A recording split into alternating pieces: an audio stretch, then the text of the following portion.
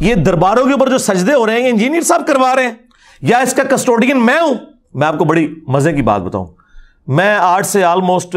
تقریباً 14 سال پہلے کی بات ہے، اس وقت نیا نیا میں اس طرف آنا شروع ہوا تھا 2007-8 کی، تو ظاہر ہے کہ میری کوئی ویڈیوز بھی نہیں تھی، مجھے اس طرح کوئی جانتا بھی نہیں تھا، تو میں گولڈرا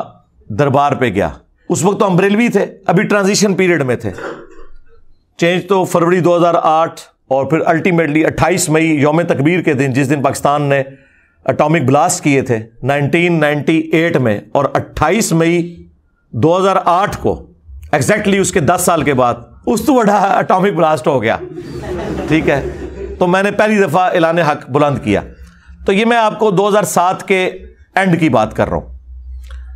تو میرا چھوٹا بھائی، اس کا نکاح تھا، تو اس نے کہا جی میں نے گولڈا شریف نکاح پڑھوانا ہے، ادھر کے مفتی صاحب سے بات کریں۔ تو میں قریب ہی رہتا تھا، میرے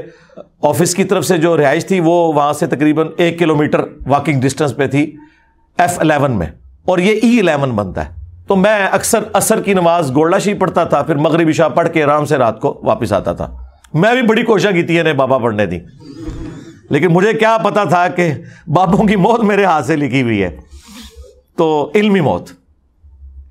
تو وہاں جو مفتی صاحب تھے نا، میں نے ان سے ریکویسٹ کی کہ یہاں پہ عورتیں آ کے مزار پہ سب کچھ کرتی ہیں، اور خدا اعلیٰ حضرت نے بھی اس کو کنڈیم کیا ہے، اور آپ لوگ بھی مانتے ہیں کہ عورتیں، اور وہاں لکھ کے بھی لگایا ہے انہوں نے کہ عورتیں مزار پہ نہیں آ سکتی، لیکن تھوک کے حساب سے عورتیں آتی ہیں، اور چونکہ چندہ دیتی ہیں نا، تو اپنا چندہ کون چھوڑ سکتا ہے، مجھے بتائیں آپ۔ تو میں نے انہیں کہا کہ انہیں روکا کریں، اور لوگ تو ڈائریکٹ سجدے بھی کرتے ہیں، وہ کہتے ہیں ہم نے لکھ کے لگایا نا، یا کوئی سجدہ نہ کرے، یعنی وہ لکھ کے نا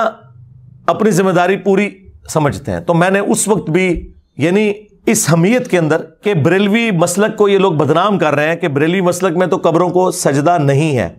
عورتیں مزار پہ نہیں جا سکتی، یہ بریلوی مسلک کی بات کر رہا ہوں، تو یہ لوگ بدنامی کر رہے ہیں اور وہابیوں کو موقع دے رہے ہیں کہ ہمارے خلاف بولیں۔ تو میں نے انہیں کہا کہ حضرت یہ کام تو آپ نہ کریں، آپ لوگوں کا کام ہے کہ انہیں زبردستی روکیں۔ انہوں نے کہا زبردستی تو ہم نہیں روک سکتے، اس طرح کسی کو لکھ کے لگا دیا تو کافی ہے۔ اس ٹائم بھی میرا دماغ دیکھو کتنا چلتا سی۔ میں کہا مفتی صاحب مجھے یہ بتائیں، اگر کوئی شخص یہاں مزار پہ کھڑا ہو کر صاحب مزار کو گالیاں دینا شروع کر دے، ننگی پیر میل شاہ صاحب کو، تو پھر آپ یہاں یہ لکھ کے لگائیں گے کہ صاحب مزار کو ننگی گالیاں دینا منع ہے، اس پہ اکتفا کر لیں گے، اور جس کا دل کرے آ کے بابے کو پکار کے گالیاں نکالے، کہتے ہیں ایسی ہڈی پسلی توڑ دیں گے۔ میں نے کہا دیکھ لو، تمہارے نزدیک بابوں کی عزت اللہ اور اس کے رسول سے بڑھ کے ہے، جو اللہ کو گالیاں دے رہے ہیں شرک کر کے۔ جی سورہ مریم میں لکھا ہے قریب ہے آسمان پھٹ پڑے اور زمین شک ہو جائے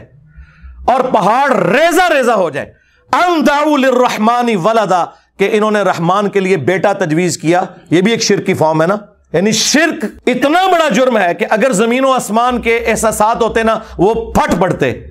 کہ یہ اللہ کے ساتھ شرک کر رہے ہیں۔ یعنی شرک اللہ کو گالی دینا ہے، تم بابوں کو گالی دینا تو برداشت نہیں کرو گے، اللہ کو لوگ گالی دے رہے ہیں تم لوگ برداشت کر رہے ہو۔ خیر وہ لاجواب ہو گئے اس معاملے میں، پتہ نہیں شاید میرے یہ جملے کو اللہ کی بارگاہ میں ایسے مقبول ہوئے ہیں کہ اللہ تعالیٰ نے ان کی جتنی چولیں ہل رہی تھیں، ان کی منجی کی چارپائی کی چولیں جو ہل رہی تھیں، وہ میرے سے ہی ٹھکوائیں کہ الحمدللہ اب چوں چوں آنا بند ہو گئی ہے۔ وہ اب جو چوں چوں آ رہی ہے نا، وہ ان کی چیخیں ہیں کہ ہمارے ساتھ ہوا کیا ہے۔ تو میں آپ کو بتا دوں کہ ان کی حمیت اپنے بزرگوں کے لیے، اللہ رسول کے لیے کوئی حمیت نہیں ہے۔